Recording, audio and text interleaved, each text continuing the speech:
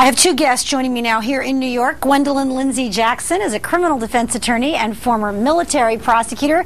She's also a reserve U.S. Army judge advocate. Gwendolyn, great to see you. Thank you. Retired, though. Retired? You're way too young to be retired. All right. And Michael Goldstein is a criminal defense attorney and former prosecutor. Michael, great to see you again as well. Nice to see you, Lisa. All right, Gwen, let me start with you. Here's a guy who walks into the Jewish Federation and he says, I'm upset about what's happening in Israel and Lebanon right now. I'm upset at Jews fighting against Lebanon.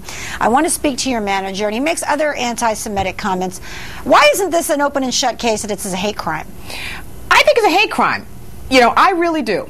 I think that his defense attorney is using the insanity defense, trying to present an image that this guy just didn't know what he was doing. He, for some reason, didn't know, couldn't stop himself from wandering into the Jewish facility, aiming at people, reloading, and taking great care to pick out victims. I think it's a wash. I don't think that is going to work, and I think the insanity defense is going to fail here.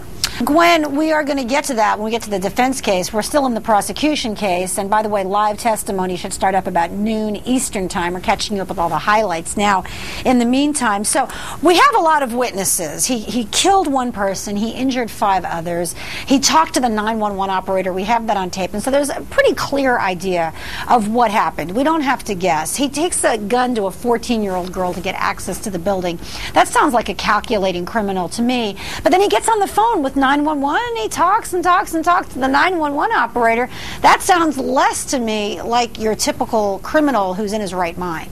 However, you have to take each event as they occurred. He is bipolar. We know that. Yeah. Is he going in and out of this sort of state? And I'm really looking at what he did when he was acting very calculating. Maybe he has a problem. A lot of people have, you know, they have problems. They have bipolar issues. Okay? Yeah, but they don't go shooting. They don't go shooting. But then charities. He then took other actions that would let one think that he was calculating. He hid the gun. He made sure that he got into the facility. Okay, and he also aimed at people. And he made eye contact. Aimed. He shot to kill. He didn't go in and willy-nilly just spray bullets all over the place like he didn't know what he was doing. He was very calculated. So, you know, I think that the key for his defense is for an attorney, I don't know how they're going to do it, to show that this guy, in every single act of violence,